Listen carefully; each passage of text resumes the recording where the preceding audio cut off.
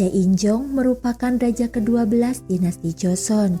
Dalam sejarah, ia dikenal sebagai raja dengan masa pemerintahan tersingkat di dinasti Joseon.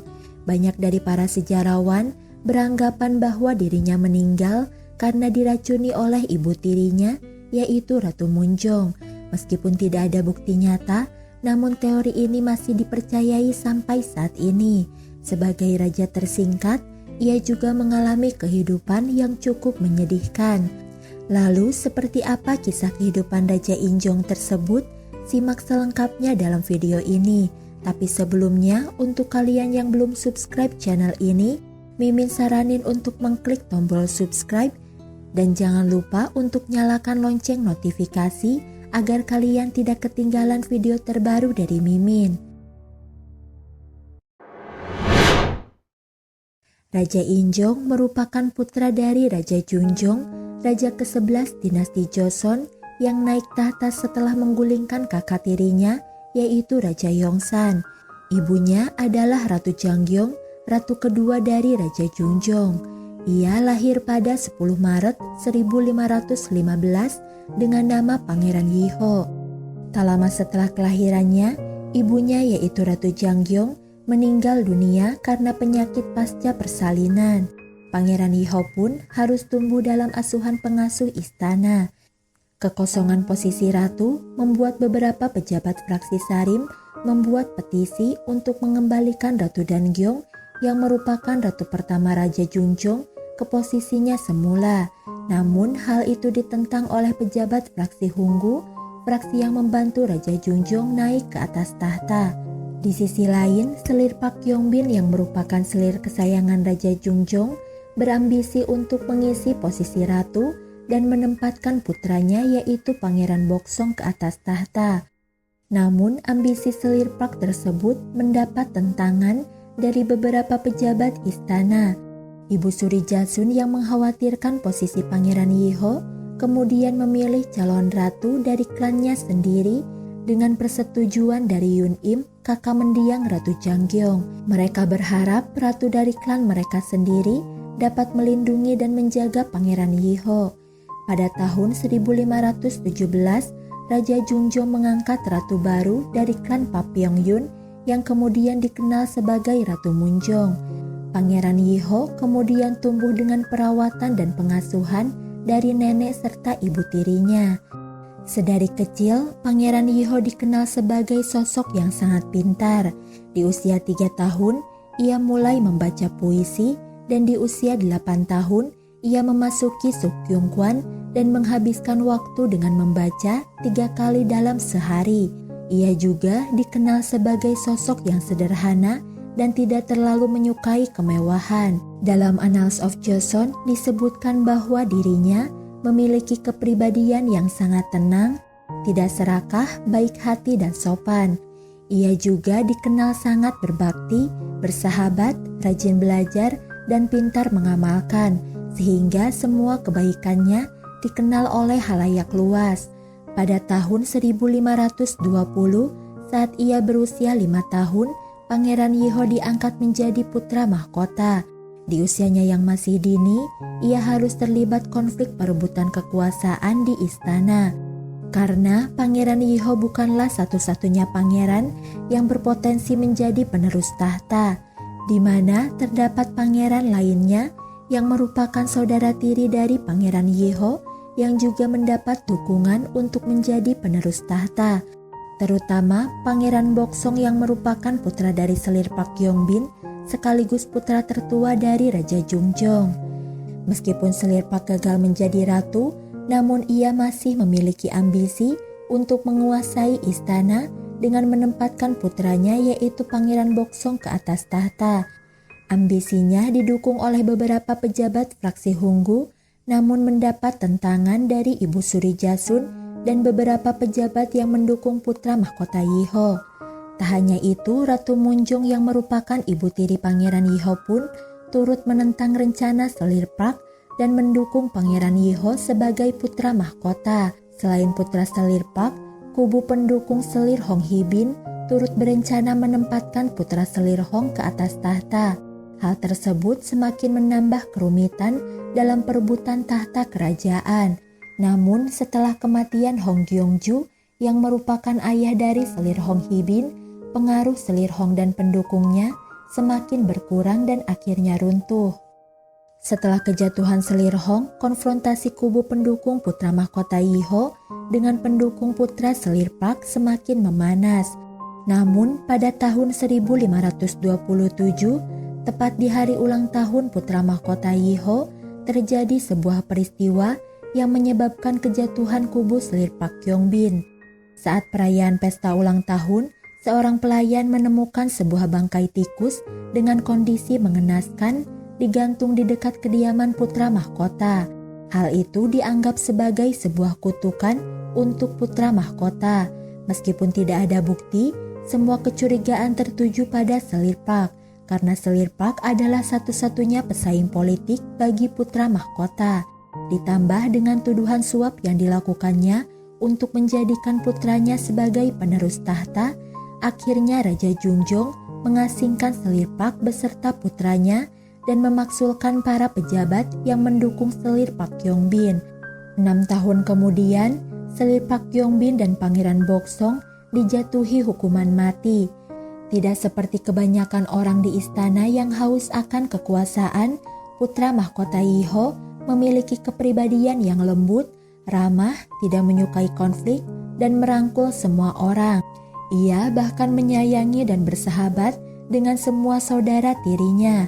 Setelah kematian selir Park dan Pangeran Boksong, putra mahkota Yiho memohon kepada ayahnya untuk mengembalikan status dan identitas dari selir Park Kyongbin dan saudaranya yang dulu telah dihapuskan oleh Raja Jungjong. Karena permohonan putra mahkota Yiho, Raja Jungjong mengembalikan status dan identitas dari selir Park Kyongbin dan putranya. Tak hanya itu, Pangeran Yiho juga memiliki kedekatan dengan ketiga putri Ratu Munjong. Ia juga sangat menyayangi ibu tirinya dan sangat berbakti kepada ibu tirinya. Namun pada tahun 1537, Ratu Munjong melahirkan seorang putra setelah 17 tahun penantiannya. Karena kelahiran putra Ratu Munjong tersebut, suksesi tahta kembali bergejolak, di mana beberapa pejabat istana berpindah haluan mendukung putra Ratu Munjong sebagai penerus tahta, terutama saudara Ratu Munjong dan ketiga putri Ratu Munjong. Setelah kelahiran putra Ratu Munjong, putra mahkota Yiho mulai mendapat perlakuan berbeda dari Ratu Munjong. Bahkan secara terang-terangan, ibu tirinya tersebut memusuhi putra mahkota. Padahal putra mahkota sangat berbakti kepada ibu tirinya dan ia pun sangat menyayangi adik tirinya. Setiap hari putra mahkota Yiho akan memberi salam penghormatan kepada ibunya dan mengunjungi kediaman Pangeran Agung Gyeongwon yang merupakan adik tirinya. Meskipun ia sangat berbakti kepada Ratu Munjong, namun Ratu Munjong terus memusuhinya. Konflik mereka pun semakin memanas ketika Kim Anro dan Yun Im, pejabat yang mendukung putra mahkota, berencana menggulingkan Ratu Munjong untuk melindungi putra mahkota karena putra Ratu Munjong dianggap sebagai ancaman untuk putra mahkota Yiho. Karena hal tersebut, kebencian dan ambisi Ratu Munjong semakin membesar. Dalam Annals of Joseon diceritakan bahwa Ratu Munjong pernah mengancam putra mahkota Yiho untuk tidak membunuh saudaranya, terutama Pangeran Gyeongwon. Bahkan suatu ketika pernah terjadi peristiwa kebakaran yang diduga kuat didalangi oleh Ratu Munjong. Dikisahkan suatu malam saat putra mahkota Yiho tengah tertidur lelap di kediamannya, api tiba-tiba membakar kediamannya. Putra mahkota kemudian terbangun dari tidurnya. Seorang pelayan meminta putra mahkota untuk segera keluar dari kediamannya. Namun alih-alih keluar dari kediamannya, putra mahkota menyuruh pelayan tersebut untuk keluar terlebih dahulu dan melaporkan kejadian tersebut. Sedangkan putra mahkota yang telah mengetahui dalang dari peristiwa tersebut memilih untuk berdiam diri dan tidak berniat untuk keluar dari kediamannya. Ia berpikir bahwa dengan mati sesuai kehendak ibunya, ia telah menunjukkan baktinya kepada ibu tirinya. Namun ketika mendengar suara dari Raja Jungjong yang meminta dirinya untuk keluar, putra mahkota kembali berpikir, jika ia mati sesuai kehendak dari ibu tirinya, maka Pangeran Yiho tidak berbakti kepada Raja Jungjong, karena Raja Jungjong berharap bahwa putra mahkota Yiho akan menjadi penerus tahta selanjutnya. Akhirnya karena memikirkan baktinya kepada sang ayah, putra mahkota keluar dari kediamannya dan selamat dari peristiwa kebakaran tersebut. Setelah kejadian tersebut, baik Raja Jungjong maupun putra mahkota Yiho tidak melakukan penyelidikan lebih lanjut mengenai kasus tersebut, walaupun sebenarnya putra mahkota Yiho mengetahui bahwa ibu tirinya adalah dalang dari kejadian tersebut. Namun ia tidak berniat untuk memberi hukuman ataupun membalas dendam. Sebaliknya, putra mahkota Yiho terus berusaha menunjukkan baktinya kepada Ratu Munjong. Di tengah-tengah konflik perebutan tahta antara pendukung putra mahkota Yiho dengan putra Ratu Munjong, Raja Jungjong meninggal.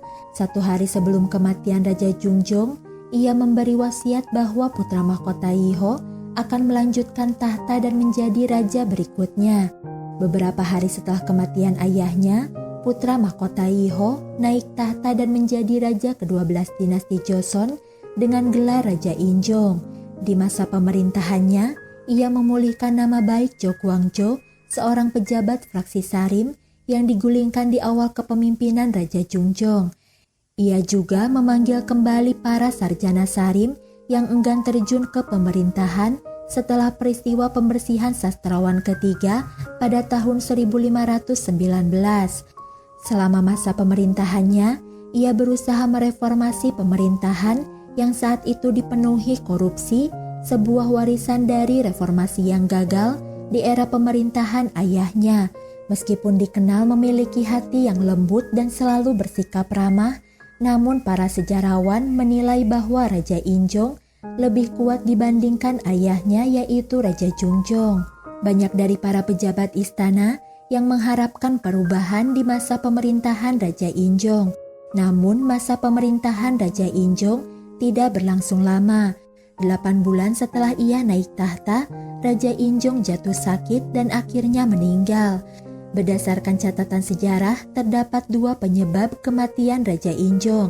Salah satunya karena kesedihan mendalam atas kematian ayahnya dan Raja Injong tidak mampu mengatasi kesedihannya. Selain itu, penyebab lainnya karena ia memiliki pencernaan yang lemah. Namun berdasarkan rumor yang beredar di istana pada saat itu, Ratu Munjong adalah penyebab kematian dari Raja Injong. Dalam sebuah catatan tidak resmi, terdapat sebuah kisah mengenai kematian Raja Injong. Suatu pagi saat Raja Injong mengunjungi kediaman Ratu Munjong untuk memberi salam penghormatan, Ratu Munjong tiba-tiba menyambutnya dengan senyuman hangat yang hanya bisa diberikan oleh seorang ibu kepada putranya. Padahal selama ini Ratu Munjong selalu bersikap acuh kepadanya. Raja Injong menganggapnya sebagai tanda bahwa ibu tirinya tersebut telah memaafkan dirinya dan mengakui dirinya sebagai raja sekaligus putranya sendiri. Raja Injong yang sangat senang dengan sikap ibu tirinya lantas memakan kue beras yang diberikan oleh Ratu Munjong tanpa menaruh rasa curiga. Namun siapa sangka hal tersebut adalah awal dari kemalangan Raja Injong. Beberapa hari setelah kejadian tersebut, kesehatan Raja Injong semakin memburuk dan akhirnya meninggal pada 1 Juli 1545. Sebelum kematian Raja Injong, ia menuliskan sebuah wasiat di mana ia merasa sedih karena tidak mampu menyelesaikan baktinya kepada mendiang ayahnya. Karena hal tersebut, ia meminta untuk dimakamkan di dekat Jongneung, makam ayah dan ibunya. Selain memberikan wasiat tentang pemakamannya, ia juga mengeluarkan sebuah perintah yang berisi pengampunan pada kejahatan biasa, kecuali makar dan perampokan. Ketika kondisinya semakin memburuk dan semakin kritis, ia memerintahkan saudara tirinya untuk dipindahkan dan menjadi penerus tahta. Raja Injong kemudian dimakamkan di Hyorung yang saat ini terletak di Dokyangu, kota Goyang, Provinsi Gyeonggi. Karena kebaikan serta baktinya pada ayah dan ibu tirinya, seorang utusan dari dinasti Ming yang mengagumi kebaikan Raja Injong kemudian menjulukinya sebagai anak berbakti yang turun dari surga.